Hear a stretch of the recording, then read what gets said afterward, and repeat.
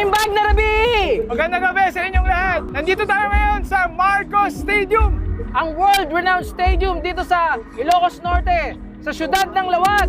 At ngayon, nakiki-festival tayo dito sa Tan-Ok ni Ilocano. Yes, this is the festival of festivals dito sa Ilocanja. At makikita po natin na napakaraming tao, jam-pack po rito. Hindi mahulugan karayom. At napakarami natin mga kababayan ang talagang nagpunta rito upang masaksihan ang kagandahan ng Tan-Ok Festival. Yan. Ano nga ba ibig sabihin ng Tan-Ok? Hindi ko alam eh.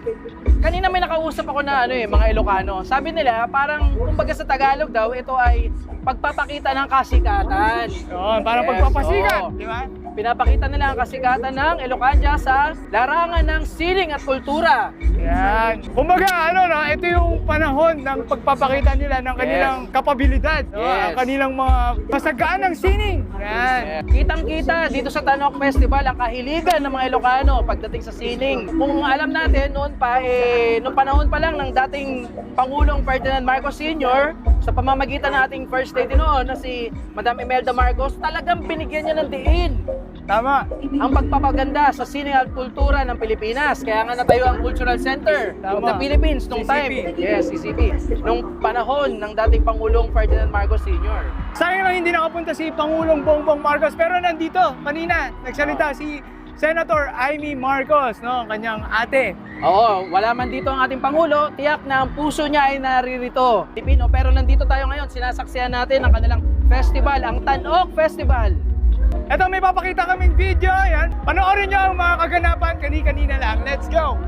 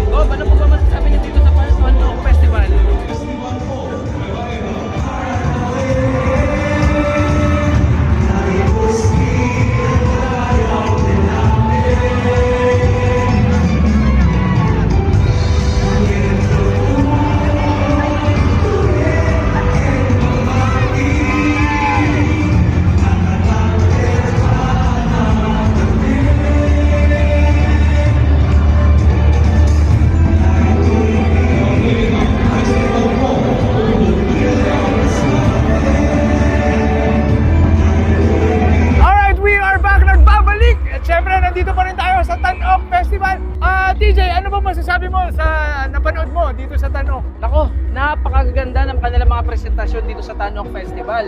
Napakaganda po ng lugar dito sa Ilocos Norte, dito sa Lawag. Ang mga pagkain po rito ay napakasasarap.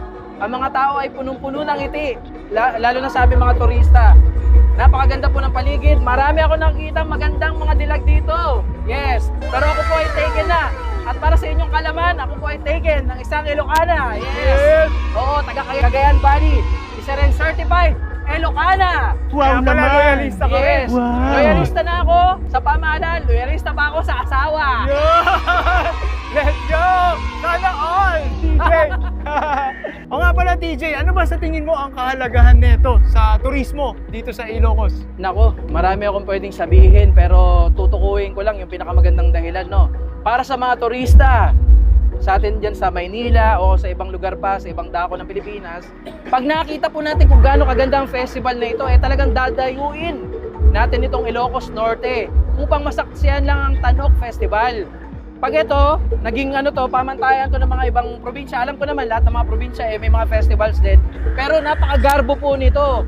Talagang pwedeng-pwede nating ipagmalaki to sa buong mundo. Kanina yung nakita kong parang street dance dito na ginanap dito sa stadium. Parang nakita ko yung mga YouTube videos ng mga yung mga sa mga Brazil, Rio de Janeiro, mga Mardi Gras. Comparable talaga siya. At may video nga ako na mapapanood nyo mamaya sa aking TikTok. Pag nasilip nyo, makikita nyo talaga dahil kaharap po talaga yung mga sumasayaw. Punong-puno ng ngiti. Talaga ang kanilang walang mapagsidlan ng kagalakan habang sumasayaw para sa kanilang festival. Iba po pala talaga dito kaya nga tama yung sinabi ng isang Ilocana kanina na nakausap namin. Parang pagpapasikat talaga itong Tanok Festival. Alright, kaya tama. Kaya next time, kung may pagkakataon kayo, bisitahin natin ang Tanok Festival dito again sa Ilocos Norte, no? Yeah. Sa syudad ng Lawag. Yeah, sa syudad ng Lawag. At marami pang pwedeng puntahan dito, pati yung mga pagkain nila, yan. Dami natin natikman, di ba? Dami. Ayun. Kaya talagang masagana dito. Iniimbitahan namin lahat na... Yes, magtungo po kayo dito next year sa mga darating pang taon. Napakaganda po ng Tanok Festival. It is held as the Festival of Festivals for a great reason kasi napakagarbo po. Ginaganap siya sa isang stadium. Parang ang feels nito parang kang nanood ng FIFA, yung World Cup. Oo, tama. Ganon. Parang world class na... Yes, world class na festival to. Parang dito sa festival na ito, makikita mo lahat ng kultura ng Ilocos. Ayun! So, tingin ko yun na lang muna. Magkita-kita tayong muli dito lang sa Balita at Kaalaman at 31 Million Movement. Yan, paki-follow, like, and share para marami po mapaabutan itong informasyon na hinahatid namin po sa inyo. Hanggang sa muli mga ka-31 Million Movement sa lahat ng PBBM supporters. Magandang gabi po sa inyong lahat. Maraming salamat po. Let's do this again! Let's go!